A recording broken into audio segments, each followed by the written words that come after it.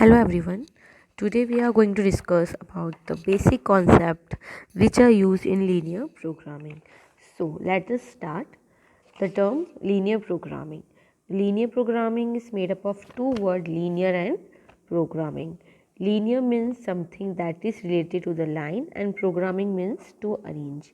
यानी linear programming का मतलब होता है कुछ ऐसे arrangements जो कि line के form में हो।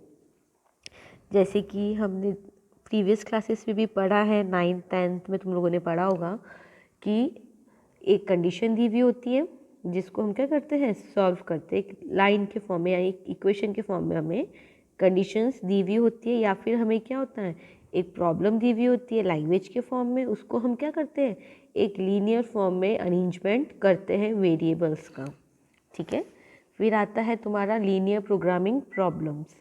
तो ये क्या होता है, ऐसी प्रॉब्लम्स होती हैं जो कि रिलेटेड होती हैं मैक्सिमम प्रॉफिट से, मिनिमम कॉस्ट से या फिर यूज़ ऑफ रिसोर्सेज से। इसी का दूसरा नाम क्या होता है, ऑप्टिमाइजेशन प्रॉब्लम। ऑप्टिमाइजेशन का मतलब क्या होता है, to find out the simplest possible solutions. फिर आता है तुम्हारा यूज़। अच्छा, अगर हम कुछ पढ़ रहे हैं तो उसका कहीं ना कहीं यूज़ होता है। वैसे ही एलपीपी का यूज़ कहाँ पे होता है, इंडस्ट्रीज़ में या फिर कॉमर्शियल यूज़ में। अच्छा, अब एलपीपी में क्या होता है, तीन चीज़ें होती हैं, या फिर ये बोल सकती हूँ कि ये तीनों क्या है, एलपीपी के पार्ट्स है। पहला पार्ट तुम्हारा हो जाएगा ऑब्जेक्टिव फंक्शन, या फिर जिसको हम क्या बोल सकते हैं, तुम्हारा पर्पस। सेकंड आता है तुम्हारी कंडीशंस यानी रेस्ट्रिक्शंस, कि भाई ये रेस्ट्रिक्शंस है या ये तुम्हारी पर्टिकुलर कंडीशंस है। तीसरा तुम्हारा आता है नॉन नेगेटिव रेस्ट्रिक्शंस। चलो, तुम्हारा ऑब्जेक्टिव पर्पस या ऑब्जेक्टिव फंक्शंस क्या होते हैं कि अगर तुम कोई एलपीपी सॉल्व कर रहे हो तो उसका तुम्हारा पर्पस क्या है, तुम्हें क्या फाइंड आउट करना है। तुम्हें या तो मैक्सिमम किसी चीज़ का निकालना होगा या फिर क्या होगा, मिनिमम निकालना होगा। तो ऐसी इक्वेशन या ऐसी फंक्शन जिससे हमें पर्पस का पता चलता है वो हमारा क्या हो जाएगा, ऑब्जेक्टिव फंक्शन। इसको जनरली हम क्या करते हैं, जेड से डिनोट करते हैं। फिर आता है तुम्हारा कंडीशंस। अब क्या होगा, किसी भी प्रॉब्लम की कोई ना कोई कंडीशंस होगी या कुछ ना कुछ रेस्ट्रिक्शंस होगी। ठीक है, जिसको हम क्या करते हैं, जनरली इन इक्वलिटीज़ के फॉर्म में लिखते हैं। फिर आता है तुम्हारा नॉन नेगेटिव रेस्ट्रिक्शंस। अब जैसे तुमने अगर कोई प्रॉब्लम तो सॉल्व कर रहे हो तो उसका सोल्यूशन कभी नेगेटिव तो आएगा नहीं।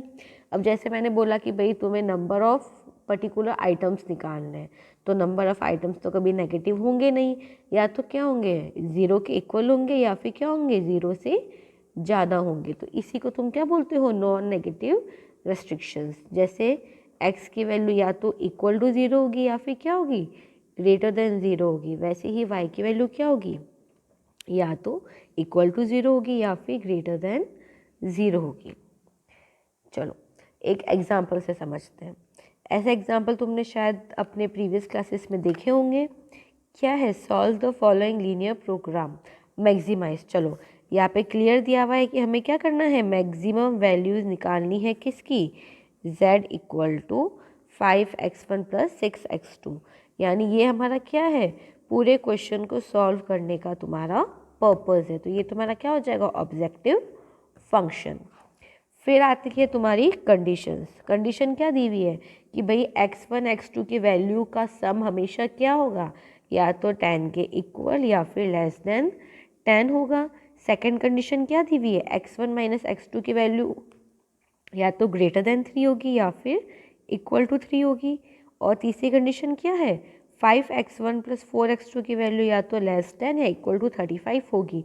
यानी ये तुम्हारी क्या है, एक रेस्ट्रिक्शन कंडीशन है कि ये कंडीशन तुम्हें अप्लाई करनी ही है। तो ये तुम्हारी क्या हो जाएगी, कंडीशंस। अच्छा, फिर क्या दिया हुआ है, x1 इज़ ग्रेटर देन और equal to zero, x2 is greater than and equal to zero. तो ये तुम्हारा क्या हो जाएगा, नॉन नेगेटिव रेस्ट्रिक्शंस। क्लियर है यहाँ तक। फिर आता है तुम्हारा method of solving LPP. LPP का मतलब पता है क्या है, लीनियर प्रोग्रामिंग प्रॉब्लम्स। तो एलपीपी सॉल्व करने की क्या है, दो तरीके होते हैं। पहला तरीका तुम्हारा होगा मैथमेटिकल फॉर्मूलेशन, दूसरा होगा ग्राफिकल फॉर्मूलेशन। यानी अगर हमें LPP सॉल्व करनी है तो उसके क्या होंगे, हमारे पास 2 तरीके होंगे। एक तो क्या हो जाएगा, हम उसको मैथमेटिकल फॉर्म में सॉल्व कर लेंगे, दूसरा क्या होगा, उसको ग्राफिकल फॉर्म में सॉल्व कर लेंगे। चलो, अगर मैथमेटिकल फॉर्म में सॉल्व करते तो क्या होगा, ये हम करेंगे in the form of linear inequality, यानी मैथमेटिकल फॉर्मुलेशंस में क्या होता है, लीनियर इनइक्वालिटी का फॉर्म रहता है। वैसे अगर ग्राफिकल फॉर्मुलेशन की बात करें तो क्या होगा, इसमें हम हमारा LPP कैसे सॉल्व करेंगे, with the help of graph. Clear है यहाँ तक? अच्छा, फिर आता है कि तुम्हारा मैथमेटिकल फॉर्मुलेशंस में हम करते क्या है, जब इसका हम सॉल्यूशंस करते हैं तो सबसे पहले हमारा क्या आता है, ऑब्जेक्टिव फंक्शन आता है। फिर हम क्या लिखते हैं, हमारी कंडीशंस लिखते हैं, जो कि हमेशा क्या होती है, इनइक्वालिटी की फॉर्म में होती है। और फिर हमारा क्या आता है, नॉन नेगेटिव रेस्ट्रिक्शन, जैसे कि हमने अभी प्रीवियस क्वेश्चंस में देखा था। तो ये हमारा क्या है, एक तरीके का मैथमेटिकल फॉर्मुलेशन है, जिसमें देखो ये क्या है, तुम्हारा ऑब्जेक्टिव फंक्शन है, ये तुम्हारी क्या है, कंडीशन है, और ये तुम्हारी क्या है, नॉन नेगेटिव रेस्ट्रिक्शन। तो ये क्या है, एक तरीके का मैथमेटिकल फॉर्मुलेशन। इस क्वेश्चन में तो तुम्हें डायरेक्ट दिया हुआ था। अपकमिंग क्वेश्चंस में क्या होगा, एक लैंग्वेज के फॉर्म में क्वेश्चन होगा, जैसे लैंग्वेज प्रॉब्लम्स हम लोग करते हैं। तुम्हें लैंग्वेज पढ़ के क्या करना होगा, उसका मैथमेटिकल फॉर्मुलेशन बनाना होगा। अच्छा, ग्राफिकल फॉर्मुलेशन करने के लिए भी हमें पहले क्या करना होगा, मैथमेटिकल फॉर्मुलेशन तो बनाना ही होगा। क्लियर है यहाँ तक? फिर आता है तुम्हारा ग्राफिकल मेथड। इसमें हम क्या करते हैं, सबसे पहले जो इनइक्वालिटीज़ जो हमने मैथमेटिकल फॉर्मुलेशंस में निकाली है, उसको हम क्या करते हैं, इक्वालिटी के फॉर्म में चेंज करते हैं। जैसे कि एग्जांपल, मैंने तुम्हें बोला कि x1 माइनस या x1 plus x2 is always greater than और इक्वल टू 5। ये तुम्हारी क्या है, एक कंडीशन है। अगर ये तुम्हारी किस में है, मैथमेटिकल फॉर्मुलेशन में है। अगर इसी को ही मैं क्या कर रही हूँ, ग्राफिकल फॉर्म में चेंज कर रही हूँ, तो क्या हो जाएगा तुम्हारा, x1 plus x2 is equal to 5। ये तो होगा तुम्हारा ग्राफिकल फॉर्मुलेशन में। क्लियर है पहला पॉइंट, कि हम क्या करते हैं, इनइक्वालिटीज़ को इक्वालिटी में चेंज करते हैं। फिर हम क्या करेंगे, सारी ही इनइक्वालिटी को इक्वालिटी में चेंज करने के बाद उन इक्वेशंस को जो सूटेबल मेथड तुम्हें लगे उससे सॉल्व करके हम क्या करते हैं, कोऑर्डिनेट्स निकालते हैं, उसको फिर एक ग्राफ में प्लॉट करते हैं। प्लॉट करने के बाद क्या करते हैं, हम उसके कॉर्नर पॉइंट्स निकालते हैं। कॉर्नर पॉइंट्स निकालने के बाद हम क्या करते हैं, ऑब्जेक्टिव फंक्शन की वैल्यू फाइंड आउट करते हैं। क्लियर है यहाँ तक?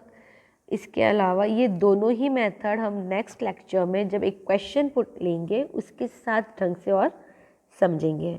ठीक है, ओके, थैंक यू।